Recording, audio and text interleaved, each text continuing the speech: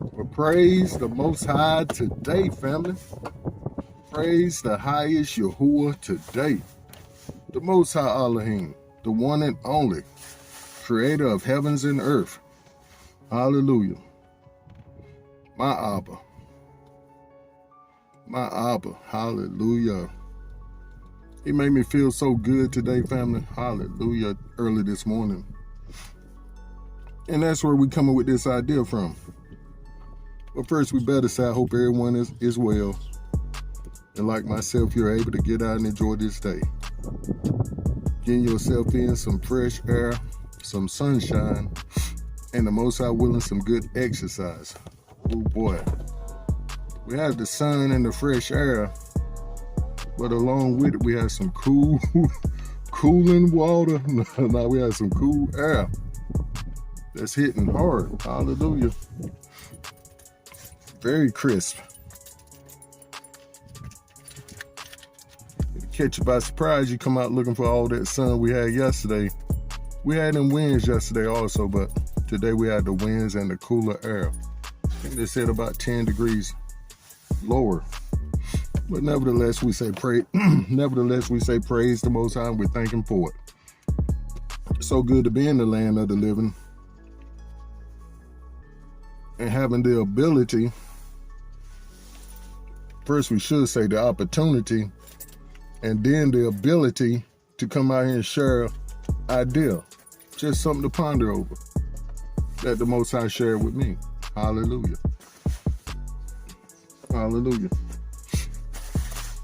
I do not like that right there, but we're going to work with it. Hallelujah. How many of us love the Most High today? Anybody else besides me? If you do, this is what He's saying to us all today. Hallelujah. Maybe that's what I need, a little water.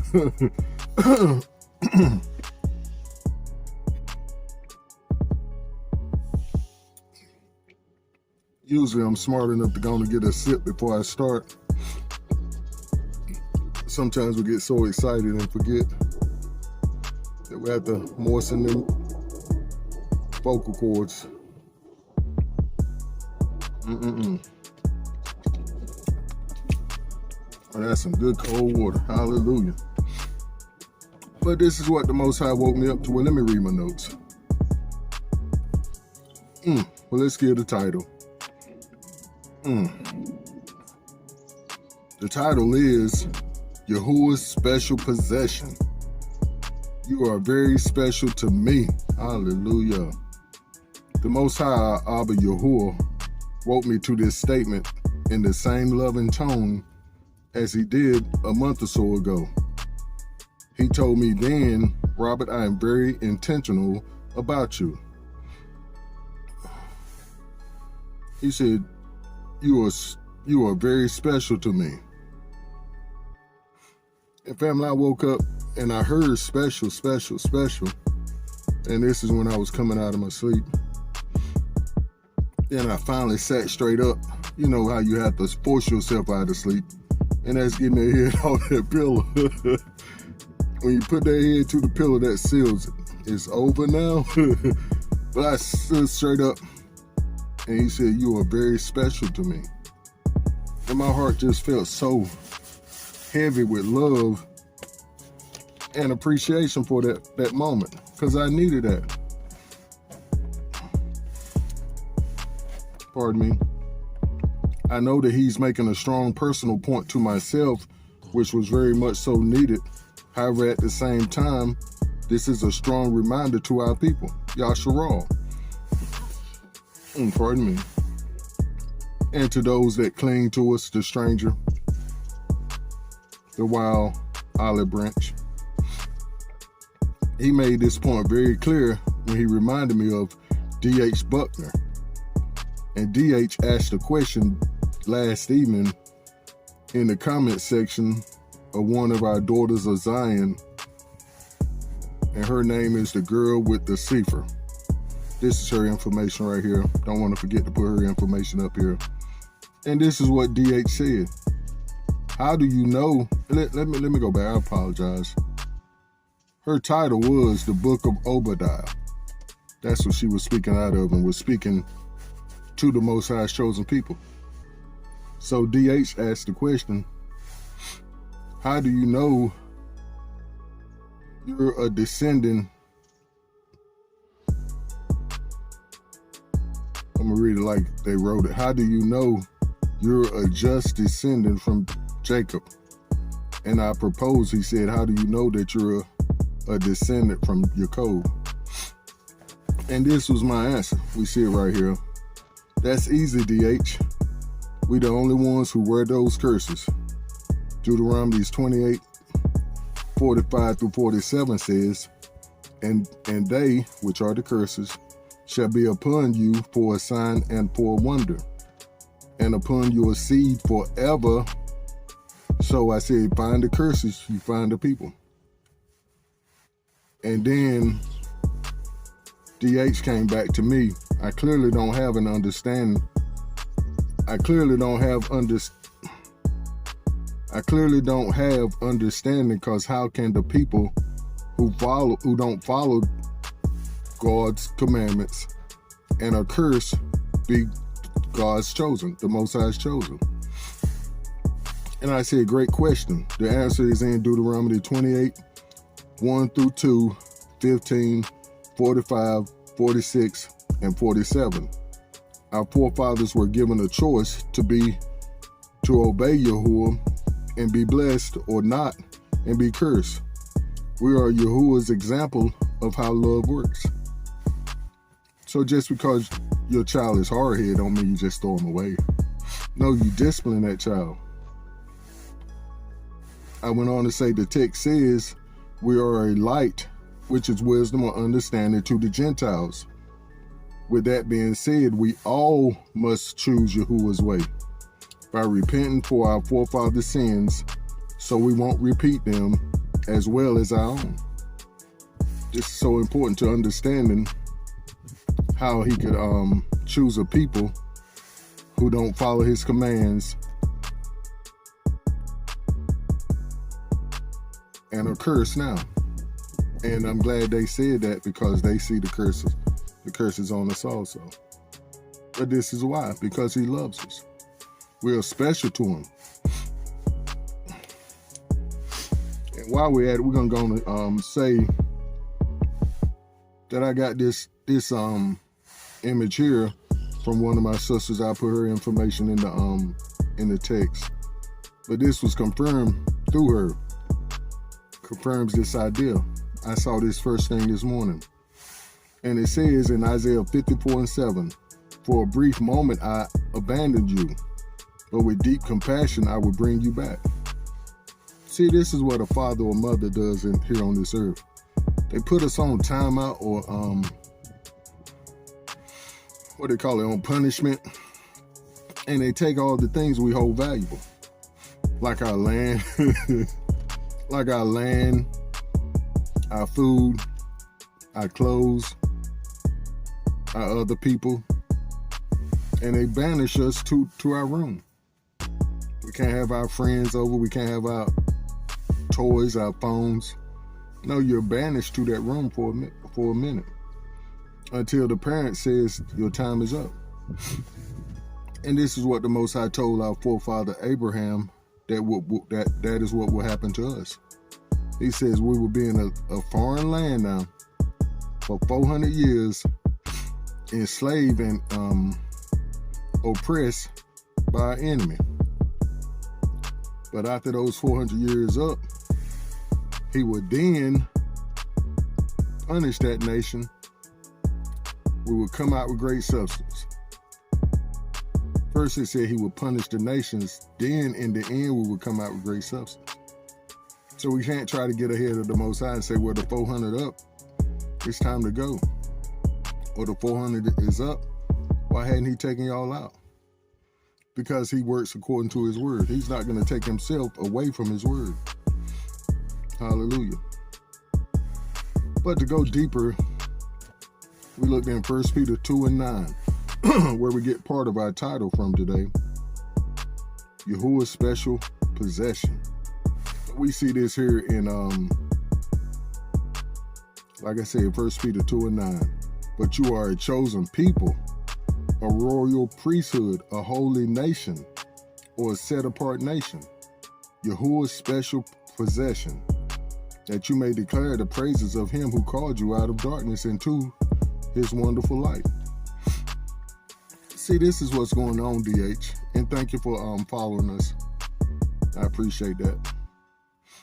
The Most High sent us into darkness. As the text says, he scattered us himself into the lands of our captivity.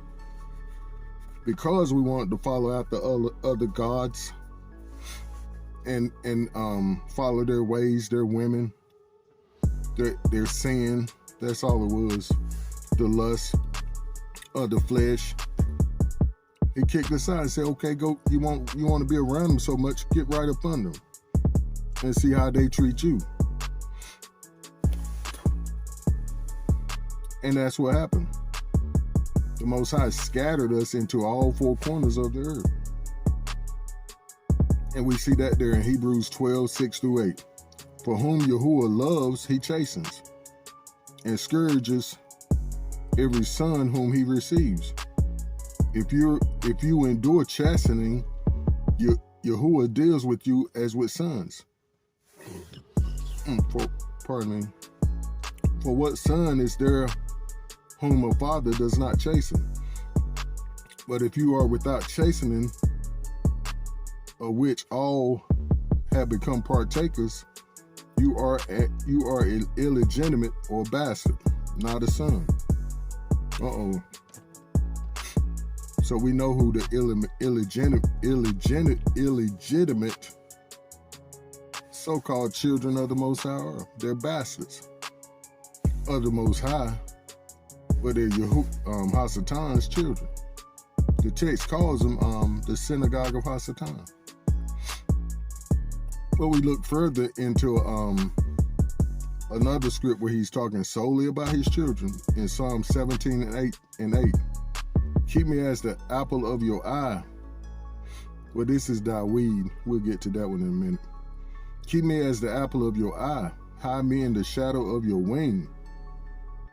And in this verse, Daweed asked Yahuah to protect him from harm and death. And Proverbs 7:2 says, keep my teaching as the apple of your eye. He's telling us what the apple of his eye is. The most important thing. Just like your eye is most important to you if you want to see. So you protect that eye. You don't let no harm come to it. If somebody swing you, you throwing that arm up. But Zechariah 2:8 says, for thus says Yahuah Sabaoth, which is another office of the Most High our Father. This is his office of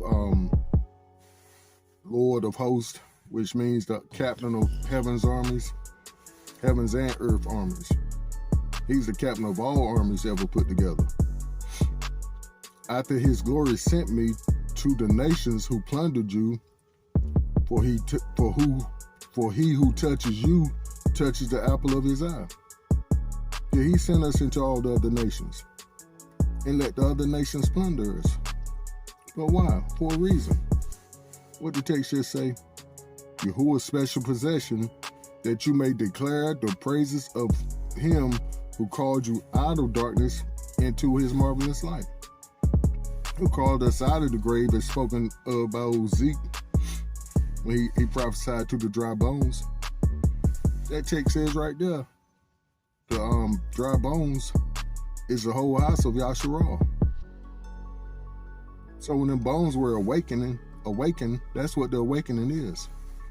Everybody ain't woke. If you're not part of them dry bones, you're not woke. And if you haven't been called by the Most High to join yourselves to us, you're not being grafted in, or the stranger. Pardon me. And I figured this thing out. Everybody ain't gonna be saved, because everybody's not gonna endure to the end. And enduring until the end first means you gotta grab hold of your salvation first. But he said in this text, he who touches you touches the apple of my eye. In this verse, the prophet Zechariah says that anyone who harms Yasharal, harms who? Yasharal is harming Yahusha, or Yahuah in that case, pardon me. So if you touch the Most High's children, you're touching him. And you're his enemy, as it says in Psalms 83, which clearly points out the enemy, our physical enemies. In Isaiah 54, once again, this sister confirmed this idea. For a brief moment, I abandoned you, but with deep compassion, I will bring you back. And everybody ain't going back either. 2/3 aren't going to make it. So that will help us understand more DH's question about how could the Most High's chosen people who are cursed at this moment and don't follow his commands actually be his chosen people? Because we're his children and he loves us. And he chose us to be an example more than anything else. And our name Judah means praise. He called us to be his praisers. All of Yasharal are to be the light of the world, the city that sits on the hill, that should not be hid. And whenever you hear somebody lying from the church saying that we have been replaced by the church, they'll lie. Just like that, you'll never hear them say that they replaced Israel over there in the so-called promised land. You'll never hear that. And they steady shipping money over there every single day, especially on Sunday, in order to keep that 5013C status. They got to pay homage to Hasatan and his children. Just somebody said, this young lady said the other day, why have you never heard a Christian church pastor tackle Revelations 2:9 and Revelations 3:9, which should be one of the most important verses that they preach if they have that flag up behind them every week. Talking about let's support the Most High's chosen people. You a lie. He said those you curse, he will curse, and those who bless us will be a blessing. So why hadn't this country been blessed? Why have this country always been in war? Why has this country have the highest, or had the highest, defense budget? Because they're always going to plunder other folk. The seed of the devil. This is Babylon, the seed of the mystery daughter of Babylon. This country here and all its allies. It's the head, which its allies are about to burn. We see that now as them folks, their own people getting tired of them. But we're speaking on the Most High's love for us today, family. Just remember, he loves us. He cares deeply about his people. And he'll never abandon us. The problem is we've abandoned him. So sad. It's true, though. It's true. Pardon me. And what gets me the most is folks fighting against the Most High. You fighting against his laws, statutes, and commands. You tried all the risks, try the best. Try what you know is going to work. The truth, the light. Hallelujah. We love you so much, family. Do stay up and keep pushing forward in the right direction. Hallelujah. You are very special to me. The Most High's special possession. Shalom.